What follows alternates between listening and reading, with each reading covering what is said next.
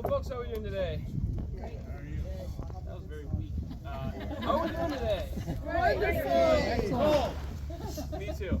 My name is Jacob. I'm joined up here by Maverick, and in just a second we'll be firing our cannon for you. Now, before we do that, though, I'm going to tell you a little bit about the soldiers we're dressed as, what the soldiers did here at Fort Mackinac, and then a little bit about the cannon itself. So, to begin with, we were both wearing the cold weather uniform of the U.S. Army in the 1880s. This is called a greatcoat. It's a good, use for as a blanket, as a pillow, keeping you warm. It's really rainy. You're also wearing this as well. We are members of the 23rd Infantry Company E, as it says on our hats. These guys were here at Fort Mackinac from 1884 to 1890. Now, while they were stationed here at Fort Mackinac, they served kind of a unique purpose. They were serving as the caretakers for America's second national park, located here on the island, from 1875 to 1895. Now, unfortunately for these soldiers, a lot of their soldierly duties took away from their time in the park itself. They had things to do instead, like guard duty. They had drill out on the parade ground. They had fatigue duty, which was their manual labor, and they had target practice. They also had to fire the cannon. Now, of course, it's fun to fire a cannon. But the soldiers here would look for any excuse to fire the cannon. Twice a day, they fire it, the raising of the flag and the lowering of the flag. Now, they're only firing salute shots out of the cannon, of course. No cannonball. This is, just powder, some sort of bang, some sort of loud noise. Because again, even back in the 1880s, just like today, tourists don't like ordnance flying over their heads, dodging cannonballs left and right. So the soldiers, again, are just firing these loud blank charges.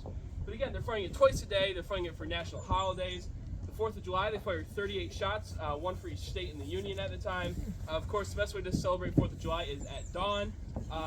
They fired for the death of a president like Ulysses S. Grant in 1883. They fired for what we call Memorial Day. They call it Decoration Day. They even fired for the first boat of tourists to come to the island after a long winter. Any excuse to fire the cannon, because again, it's fun to fire the cannon. The soldiers love doing it. Now, the gun they're firing is very similar to the one behind me here. This is a model 1841 6-pound smoothbore field gun. Very long and technical name, so the soldiers just called it the 6-pounder. But what that long name basically tells us is that this kind of cannon was invented in 1841.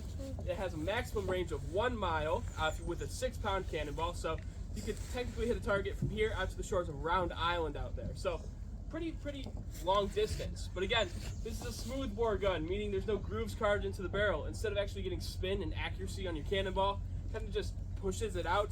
At 1 mile, you may or may not hit your target. So if you want to consistently hit your target, you're aiming for half a mile out to the end of the break wall. But again, soldiers here at Fort Mackinac aren't using this artillery to hit targets. They're just making loud noises. In the 1880s, this was already 40 years old. The Army already had pieces that were breech loading, meaning you load it in the rear. You can hit a target 3 or 4 miles away with complete accuracy. They didn't need the best and brightest new equipment here at Fort Mackinac, so we got a lot of these old antique Civil War guns. With that being said, though, I'm going to turn it over to Maverick, who will actually go through the process of loading the cannon and demonstrate that for you today. So I just handed Jacob the auger or gunner's worm. I'm going to take my thumb, put it over the vent of the cannon to make sure all the oxygen is trapped inside. He's going to shove the auger down the barrel of the cannon to make sure there's not any leftover debris from our last fire. Next, we'll grab a sponge, dip it in the bucket of water, put it down the barrel of the cannon, and when he does that, it'll create a vacuum, so when he pulls it out, it should make a thunk sound, and that's the vacuum collapsing. Next, he'll grab a charge wrapped in historically inaccurate tin foil. This charge is filled with 5 ounces of black powder. He'll take the rammer, shove it down to the bottom of the cannon.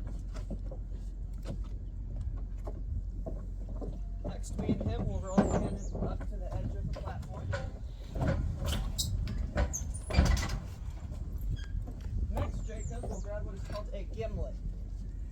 He'll shove it down the vent of the cannon, poke a hole in the tin foil to expose the black powder so he'll be able to fire.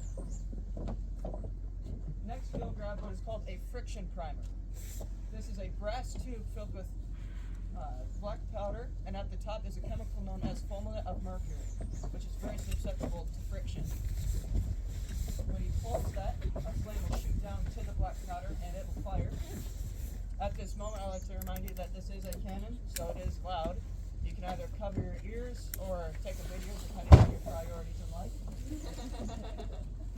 And with that, you'll attach the lanyard. And there's only 2 commands left to give. Ready! Hunt!